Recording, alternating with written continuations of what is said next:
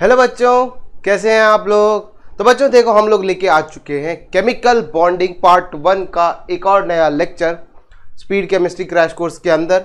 बाकी अगर आप लोगों को नहीं पता है ये क्या चल रही है, तो ये एक्चुअली नीट स्टूडेंट्स के लिए एक केमिस्ट्री का क्रैश कोर्स है, जहां पर हम लोग inorganic chemistry plus organic chemistry पढ़ने वाले हैं। क्या क्या हम लोग अभी तक पढ़ चुके हैं वो भी बता देता हूं आप लोगों को। हम लोग अभी तक पीरियोडिक टेबल कंप्लीट कर चुके हैं। तो अगर आपको 4 घंटे के अंदर पूरा पीरियोडिक टेबल समझना है तो लिंक डिस्क्रिप्शन में दिया हुआ है प्लेलिस्ट का, जाओ और चेक करो। 4 आवर्स में आपका पीरियोडिक टेबल खत्म। ठीक, अभी हम लोग क्या पढ़ रहे हैं? अभी हम लोग पढ़ रहे हैं केमिकल बॉन्डिंग पार्ट 1। सर ये पार्ट 1 और पार्ट 2 क्या है? पार्ट 1 बेसिकली कोवेलेंट और पार्ट 2 हम लोग आयनिक बॉन्ड से डिस्कस करें। ठीक है, चलो क्या क्या पढ़ चुके हैं पार्ट 1 के अंदर भी ये भी देख लो। ये पढ़ चुके हैं, वैलेंस बॉन्ड थ्योरी पढ़ ली, hybridization theory and Bent's rule पढ़ लिया। आज हम पढ़ेंगे VSEPR एंड ड्रैगोस रूल। इससे पहले कि अगर आपने लेक्चर नहीं देखे हैं तो लिंक डिस्क्रिप्शन में दे रखा है प्लेलिस्ट का, जाओ जरूर देखो, क्योंकि ये देखोगे तो ये आसानी से समझ में आएगा। ठीक है, बाकी मेरे बारे में जानते ही हो। ठीक है, चलो स्टार्ट करते हैं हम लोग VSEPR से, valence shell electron pair repulsion theory. इससे पिछला जो लेक्चर हुआ था हम लोगों ने उसमें बेंट्स रूल की बात कर ली थी, और मैंने आप लोगों को बोला भी था कि कहीं ना कहीं बेंट्स रूल VSEPR को पैरेलली समझा सकता है। ठीक है, VSEPR में हम कहते हैं कि लोन पेयर का रिपल्शन ज़्यादा होता है, लोन पेयर बॉन्ड पेयर का कम होता है, और सबसे कम होता है बॉन्ड पेयर और बॉन्ड पेयर का। ठीक, मेन पोस्टुलेट्स में क्या आ जाता है? The shape of the molecule is determined by the repulsions between all the electron pairs and present in the valence shell of central atom. ठीक है, ये सब कहानी है, मतलब कि हाँ रिपल्शन होता है, जो शेप होती है वो आता है, ये पॉइंट है। कैसे आता है, क्या आता है, अभी अपन स्टार्ट करेंगे क्या क्या सीन होता है। ठीक, दूसरा होता है a lone pair of electron takes up more space around the central atom than a bond pair since the lone pair is attracted to one nucleus whereas the bond pair is shared by the 2 nuclei, जो कि मैंने पिछले lecture में Bent's rule में समझाया था। ठीक है, बेंट्स रूल में ये बात समझाई गई थी कि जब आपका लोन पेयर आ जाता है तो वो क्या करता है, वो अपने ऑर्बिटल में, हाइब्रिड ऑर्बिटल में परसेंटेज एस कैरेक्टर बढ़ा लेता है, बाकी हाइब्रिड ऑर्बिटल से परसेंटेज एस कैरेक्टर कम कर देता है। क्यों? घर की खेती नहीं है ना, अपने आप पैदा नहीं कर सकता, इसीलिए कम कर देता है। क्लियर है? चलो अगला पोस्टुलेट देखते हैं। तो ये सारी कहानी थी हमारे पास किसकी? VSEPR के लिए क्या क्या था। It follows that repulsion between 2 lone pairs is greater than repulsion between a lone pair and a bond pair और रिपल्शन बिटवीन 2 बॉन्ड पेयर्स। तो मतलब लोन पेयर का जो रिपल्शन है वो ज़्यादा होता है किससे? लोन पेयर बॉन्ड पेयर से, और इससे ज़्यादा होता है किसका? बॉन्ड पेयर और बॉन्ड पेयर का। ठीक, ये ऑर्डर हमारे पास आता है, किसका है ये? Order of repulsion, order of repulsion का ये ऑर्डर आता है। ठीक है, ये अपने पास सीन होता है, इस तरीके से हम लोग देखते हैं। Double bond causes more repulsion than single bond and triple bond causes more repulsion than a double bond. इसका मेन यूसेज जो है वो आपको बॉन्ड एंगल में देखने को मिलेगा। ये जितना भी आप पढ़ रहे हो, ठीक है, थ्योरी में तो हम लोग समझ ही लेंगे कि VSEPR कैसे शेप्स बताता है। बेसिकली हमारे पास 2 टाइप की ज्योमेट्री होती है, एक होती है इलेक्ट्रॉनिक ज्योमेट्री, ठीक है, और एक होती है हमारे पास मॉलिक्यूलर ज्योमेट्री। दोनों एक ही होते हैं क्या? खुद से सवाल करो, क्या दोनों एक ही होते हैं क्या? ऑब्वियसली मैंने लिख दिया तो अब तो अलग हो ही जाएंगे। ठीक, अलग अलग होते हैं। यहां पर बेसिकली आप इलेक्ट्रॉनिक ज्योमेट्री में लोन पेयर को भी काउंट करते हो, किस में? शेप लेने में। मॉलिक्यूल की जो शेप समझानी है वो लोन पेयर को भी काउंट करते हो। बहुत आसान सा एग्जाम्पल है, बहुत आसान सा एग्जाम्पल है, जैसे CH4। चलो एक इसको हटाओ, दूसरा लेते हैं, इसमें लोन पेयर नहीं है। हम लेते हैं अमोनिया। तो अमोनिया का जो हाइब्रिडाइजेशन होता है वो होता है sp3, और ये कुछ इस तरीके का दिखता है। अगर मैं बात करता हूं आपसे इलेक्ट्रॉनिक ज्योमेट्री की, तो इसकी इलेक्ट्रॉनिक ज्योमेट्री क्या होती है? क्या? पिरामिडल है, ट्राइगोनल पिरामिडल। ठीक है, देखना इलेक्ट्रॉनिक ज्योमेट्री में जैसा कि मैंने आपको कहा, आपको लोन पेयर को भी इंक्लूड करना है। ठीक है, लोन पेयर को भी इंक्लूड करना है। लेकिन अगर मैं बात करूं मॉलिक्यूलर ज्योमेट्री की, बेसिकली यहां क्या हो जाएगी? Electronic geometry tetrahedral. क्या हो जाएगी? टेट्राहेड्रल। इसकी इलेक्ट्रॉनिक ज्योमेट्री क्या है? टेट्राहेड्रल। मतलब आप इस लोन पेयर को भी काउंट में लोगे तो आपको ये शेप कैसा दिखेगा, 1 2 3 4 टेट्राहेड्रल। लेकिन अगर मैं बात करता हूं मॉलिक्यूलर ज्योमेट्री की, तो इसको छुपा दो, इसको हाइड कर दो। हाइड कर दोगे तो क्या दिखेगा, एक पिरामिड जैसा दिखता हुआ बनता हुआ दिखेगा। तो इसकी जो मॉलिक्यूलर ज्योमेट्री होती है वो क्या होती है, ट्राइगोनल पिरामिडल। ठीक है, कौन सी होती है, ट्राइगोनल पिरामिडल। क्लियर है, ये हमारे पास सिनेरियो होता है। समझ में आ गई ये बात। चलो स्टार्ट करते हैं, हम लोग आगे बढ़ते हैं। अब बात करेंगे शेप्स की, कि शेप्स कैसे बनते हैं, है ना। हम लोगों ने हाइब्रिडाइजेशन में देखा था number of lone pairs plus number of sigma 1। देखो हम लोगों ने हाइब्रिडाइजेशन में पढ़ा था, क्या पढ़ा था, कि नंबर जो हाइब्रिड ऑर्बिटल्स का नंबर है वो क्या होता है, number of sigma plus number of lone pair. Hybridization ने बेसिकली जो आपको मॉलिक्यूल्स की शेप बताई थी वो इलेक्ट्रॉनिक ज्योमेट्री बताई थी, आप ऐसा मान सकते हो, है ना। कि जैसे आपने टेट्राहेड्रल देखा, square planar square by pyramidal देखा, पेंटागोनल बाय पिरामिडल देखा, ठीक है, ट्राइगोनल बाय पिरामिडल देखा, ट्राइगोनल प्लेनर देखा, लीनियर शेप देखा। ये सारी जो मॉलिक्यूल्स की शेप बताई थी हाइब्रिडाइजेशन ने, वो बिना लोन पेयर के अकाउंट में बताई थी, सिर्फ और सिर्फ सिग्मा बॉन्ड को देखते हुए। लेकिन VSEPR ने कहा, क्या कहा, कि भैया जैसे ही लोन पेयर का इंट्रोडक्शन होगा वैसे ही आपकी मॉलिक्यूलर ज्योमेट्री, ना कि इलेक्ट्रॉनिक ज्योमेट्री, ठीक है, हाइब्रिडाइजेशन बुरा मान जाती, तो उसने कहा मॉलिक्यूलर ज्योमेट्री की बात करो। मॉलिक्यूलर ज्योमेट्री क्या हो जाएगी, चेंज हो जाएगी। ठीक चलो देखते हैं क्या क्या होता है। अब समझना, पहला केस हाइब्रिडाइजेशन है SP। ठीक, SP में हमारे पास क्या था, कितने हाइब्रिड ऑर्बिटल्स थे, 2। कितने थे, 2। तो 1 sigma 2 sigma plus 0 lone pair. पहला केस क्या बनेगा हमारे पास, मैं यहां लिख देता हूं सिग्मा, यहां लिख देता हूं लोन पेयर। ठीक है, सिग्मा लिख दिया, लोन पेयर लिख दिया, यहां लिख देंगे हम लोग इलेक्ट्रॉनिक ज्योमेट्री। ठीक है, एक टेबल टाइप की बना लेते हैं, इलेक्ट्रॉनिक ज्योमेट्री, और यहां लिख देते हैं मॉलिक्यूलर ज्योमेट्री। Molecular geometry. ठीक, SP के लिए क्या कहा गया था, 2 lone pair 0 linear. Electronic geometry क्या होती है, लीनियर, और मॉलिक्यूलर ज्योमेट्री भी कैसी होती है, लीनियर होती है। शेप कैसा दिखेगा, मान लो सेंट्रल एटम आपका कोई B है, तो आपको इस तरीके का शेप दिखेगा। बॉन्ड एंगल हो जाएगा यहां पर 180 डिग्री। ठीक, ये था हमारे पास सीन किसका, SP का।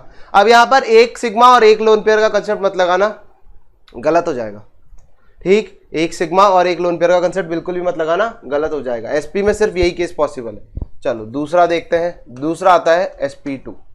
SP2 में पहला केस सारे के सारे सिग्मा, इस तरीके से चलेंगे, सारे सिग्मा मतलब 3 सिग्मा 0 लोन पेयर।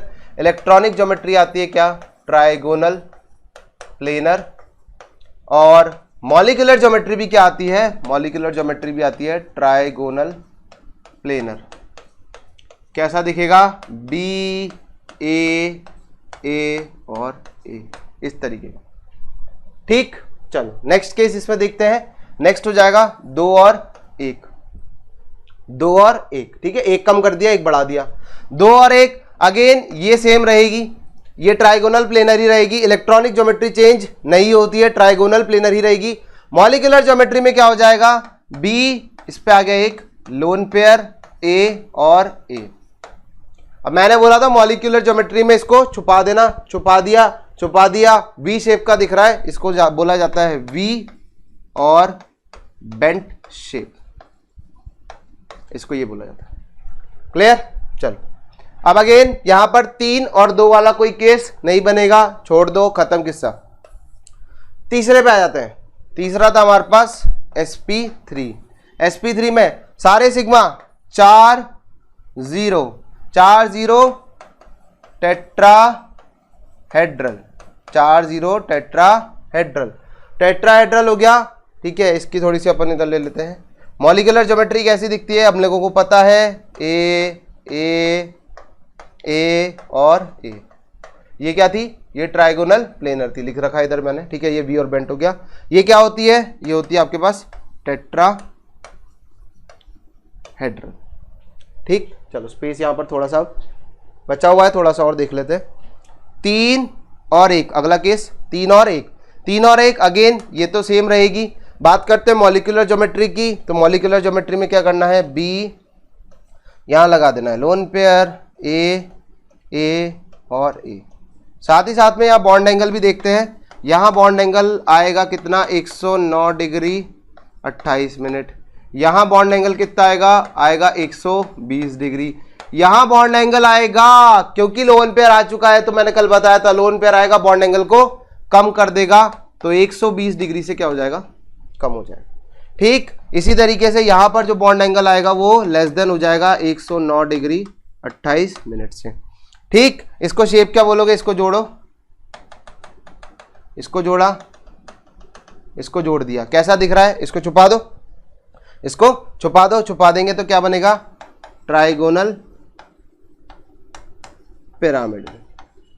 अमोनिया इसका एक एग्जांपल है, ट्राइगोनल पिरामिडल अमोनिया इसका एक एग्जांपल है। ठीक, चलो आगे बढ़ते हैं।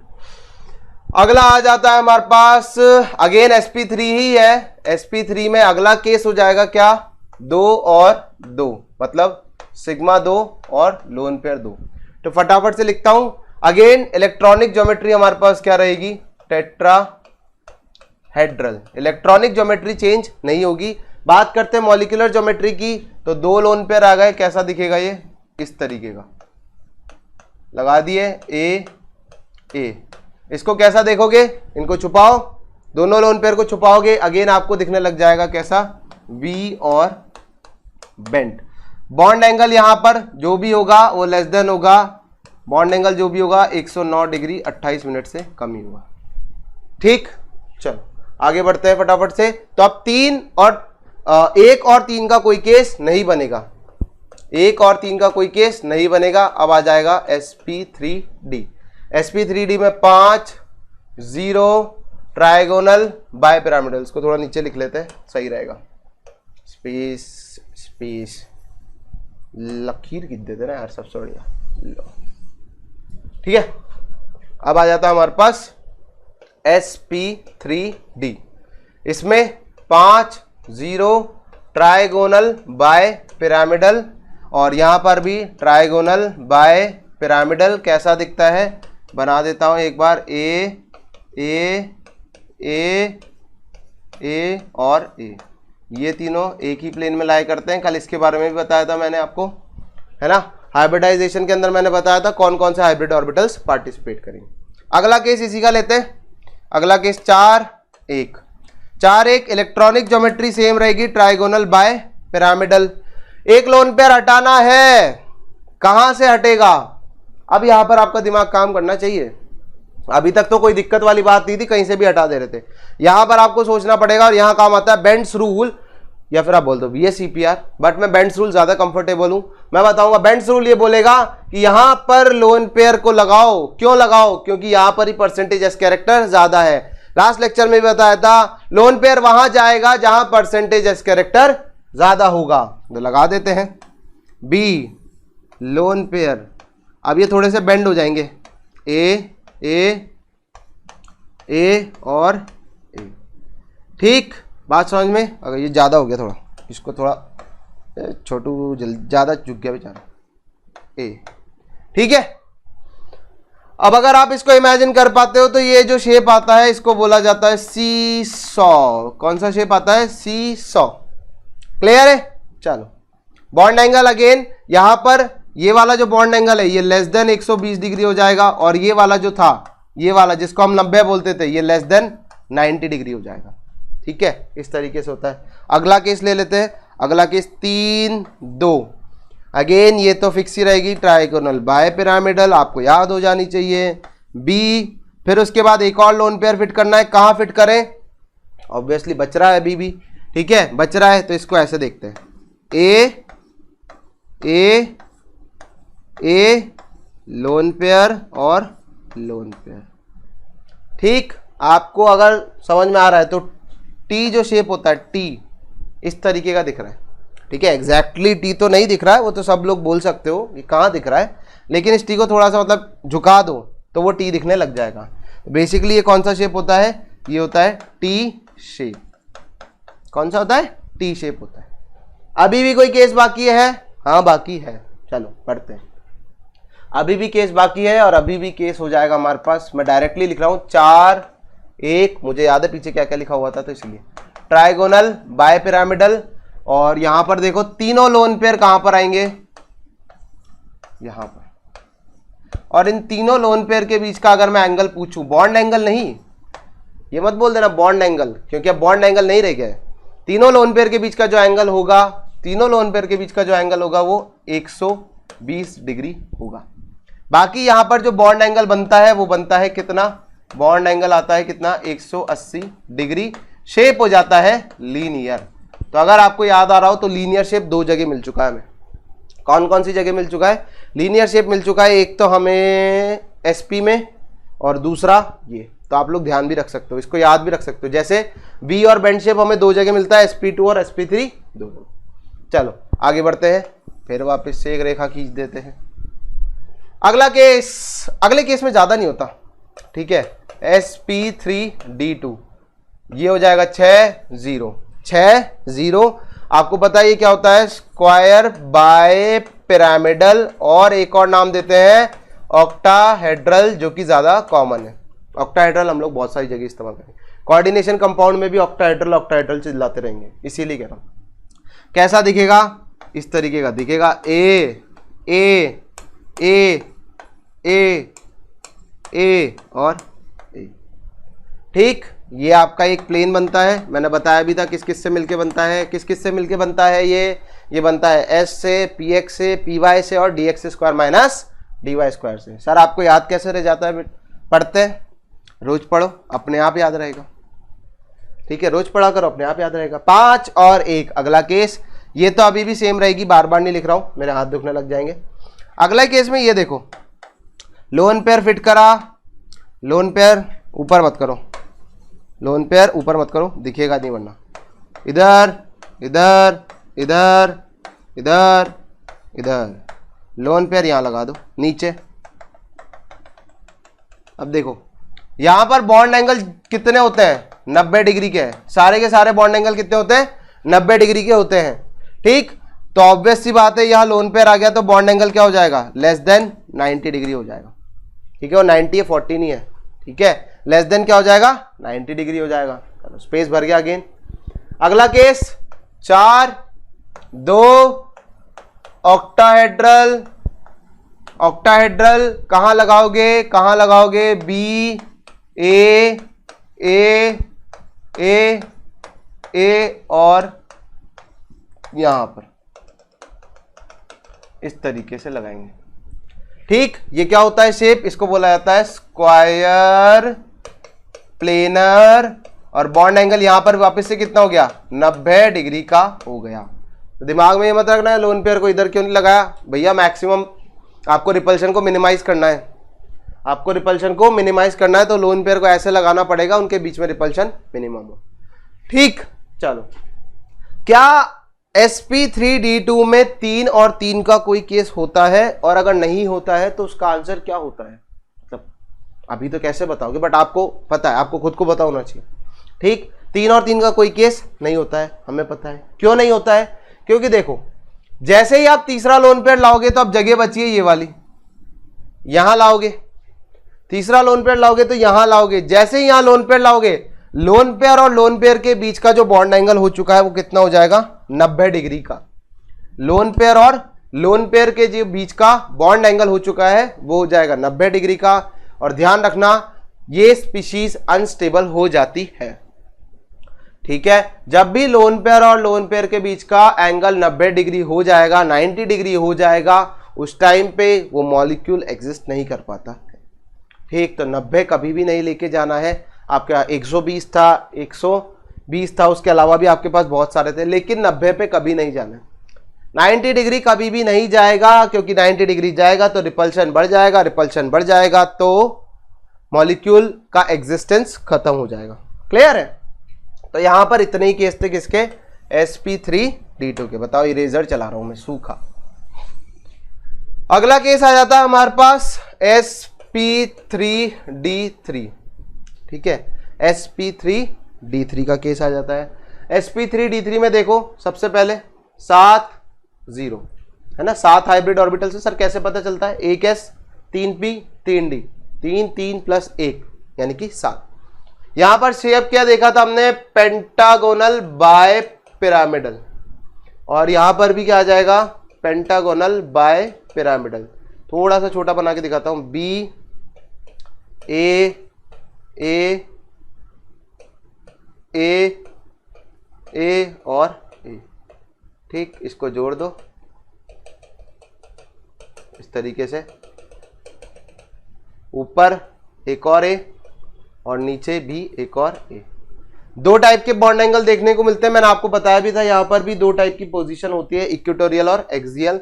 ये वाला जो बॉन्ड एंगल होता है वो होता है 72 डिग्री का, और ये वाला जो बॉन्ड एंगल होता है वो 90 डिग्री का होता है, ठीक है। इसी से रिलेटेड एक क्वेश्चन आता है कि अगर फ्लोरीन आएगा, मान लो कोई स्पीशीज है, कोई कंपाउंड है, चलो वो एग्जांपल में समझाऊं, एग्जांपल यहाँ चलो सोचो, मान लो फ्लोरीन है, लेट सपोज करो फ्लोरीन को यहाँ आना है, तो फ्लोरीन के पास 5 तो ये जगह है और 2 ये जगह है, किधर आएगा? अगर फ्लोरीन को आना है यहाँ पर, एक ही फ्लोरीन आ रहा है, लेट सपोज करो एक ही आ रहा है, तो मुझे बताओ किधर आएगा, किधर आएगा एक फ्लोरीन? तो मैंने बताया था more electronegative atom, central atom से ज्यादा इलेक्ट्रोनेगेटिव एटम, क्योंकि फ्लोरीन ही पूरी पीरियोडिक टेबल में सबसे ज्यादा इलेक्ट्रोनेगेटिव है, ठीक। तो वाली कंडीशन चलेगी। मोर इलेक्ट्रोनेगेटिव जो सेंट्रल एटम होता है वो कहां पर आता है? वहां आता है जहां पर परसेंटेज पी कैरेक्टर ज्यादा होता है, या वहां आता है जहां पर बॉन्ड एंगल कम होता है।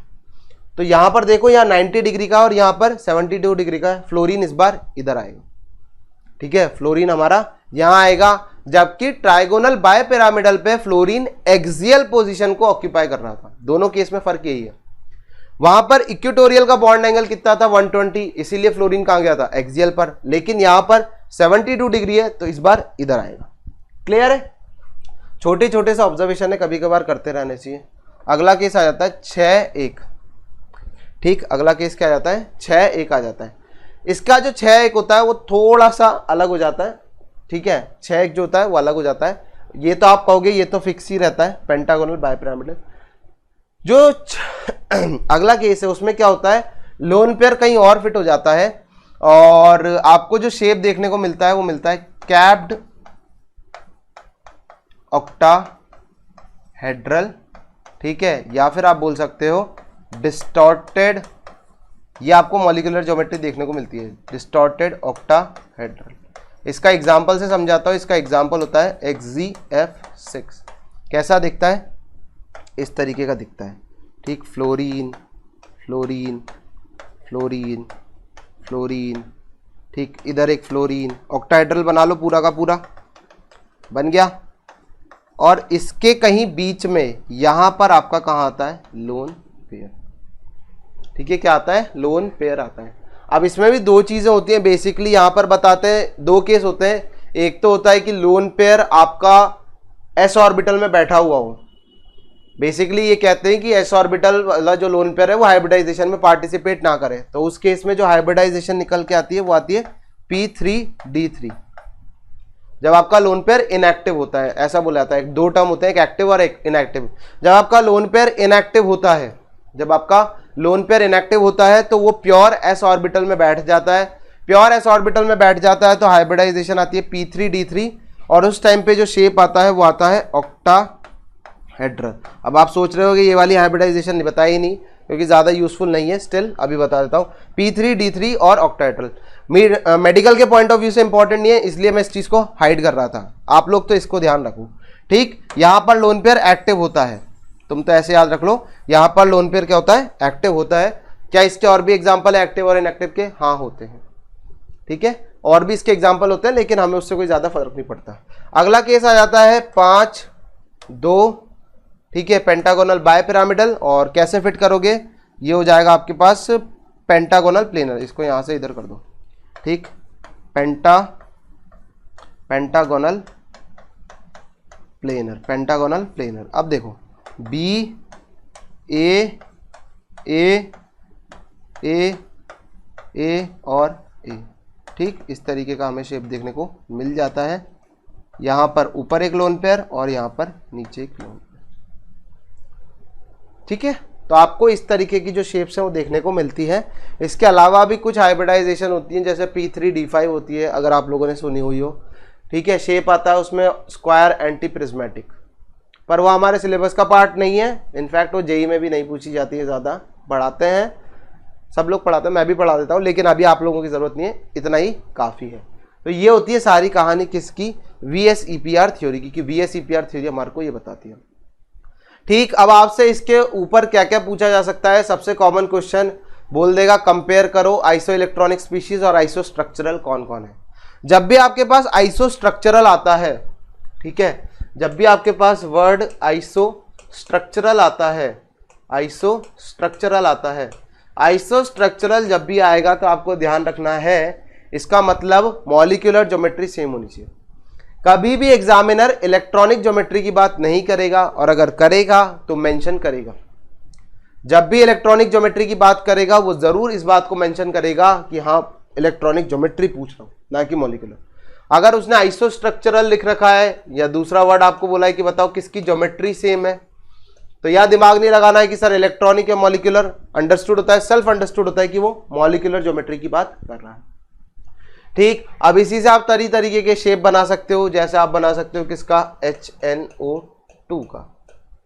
ठीक, सबसे पहले निकालेंगे हाइब्रिडाइजेशन। मैंने बताया था कैसे निकालते हैं, स्ट्रक्चर ड्राइंग के नियम मैं बता चुका हूं फर्स्ट लेक्चर में, अगर नहीं देखा है तो जाओ देखो, वो बहुत ज्यादा इंपॉर्टेंट है। यहां पर देखो एक हाइड्रोजन, ऑक्सीजन, ऑक्सीजन, ठीक, ऑक्सीजन ऑक्सीजन हो गया। अब इसके बाद अपन क्या करें, अब इसके बाद अपन यहां पर, अच्छा एक सेकेंड, ये ऑक्सी एसिड है, सॉरी ये तो ऑक्सी एसिड है, तो इसके स्ट्रक्चर्स तो अलग से ही पढ़ाते हैं। ये तो इस तरीके का होता है, बेसिकली ये तो ऑक्सी एसिड है, एसिड है तो आपको OH एक साथ ही रखना पड़ेगा। ये दिमाग में क्लिक करना चाहिए कि ये एक ऑक्सी एसिड है, तो ये दिमाग अपने आप आना चाहिए। क्लियर है, चलो इसके अलावा कोई स्ट्रक्चर, हाँ चलो इसी का अपन एनायन ले लेते हैं, पर वो भी आप बना ही दोगे, कुछ खास तो है नहीं उसमें। इसके अलावा हम लोग ले सकते हैं NO3 माइनस, ठीक, NO3 माइनस। नाइट्रोजन के पास होते हैं वैलेंस शेल में 5 इलेक्ट्रॉन, ठीक है, कितने होते हैं, 5, 6 नहीं 5 इलेक्ट्रॉन होते हैं। कितने ऑक्सीजन आ रखे हैं बेटा, ऑक्सीजन आ रखे हैं 3, ये और आ गए ऑक्सीजन 3।